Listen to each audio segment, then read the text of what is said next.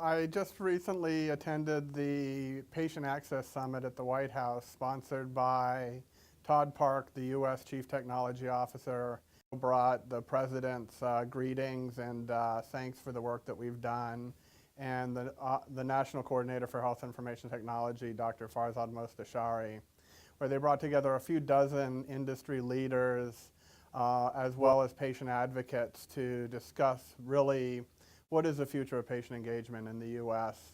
and how can the government support industry's efforts to empower patients to take control of their health. This was very cool. It was really exciting to be there. We're, talking with people who are direct reports of the President of the United States, and be there in the, literally in the halls of power, being able to watch the President's helicopter take off out the window on the, behind us. It was very exciting to be there with all these great people, and in this historic location. The meeting was held in the Indian Treaty Room, which is just this beautiful old room with handmade iron banisters and handmade tile floors, and where major treaties have been signed, and to really get together with these luminaries and have these conversations about, where we're going. There was a mix of people from the government, organizations like the Office of Civil Rights and the National Coordinator for Health Information Technology. There were patient advocates there, making sure that the patients' voices were really heard. There were people there from privacy organizations, making sure that health data is safe. Payers, hospital representatives, state representatives, and we were actually the only ones there representing technology vendors who'd worked directly with the patients.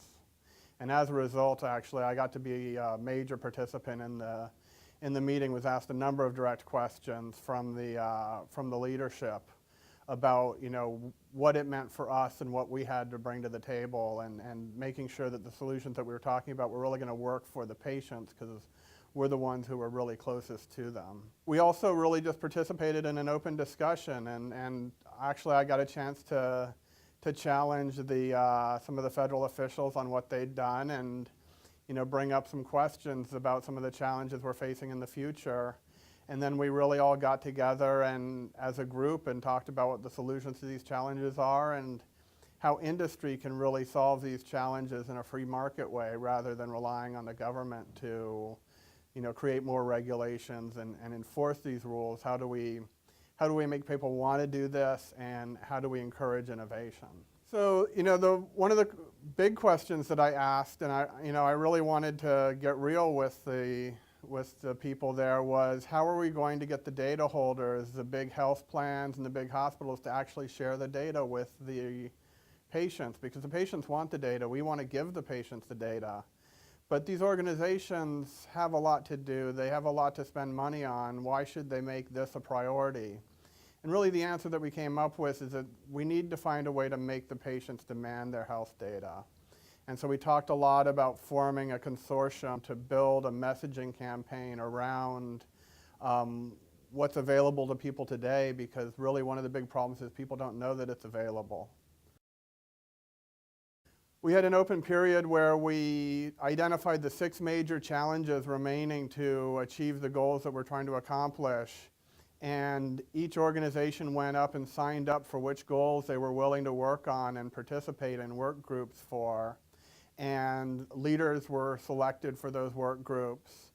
And there's commitments to come back and report in 90 days on where we're going from there. This is really the launch of going from potential and theoretical ability to actually making it happen for real people.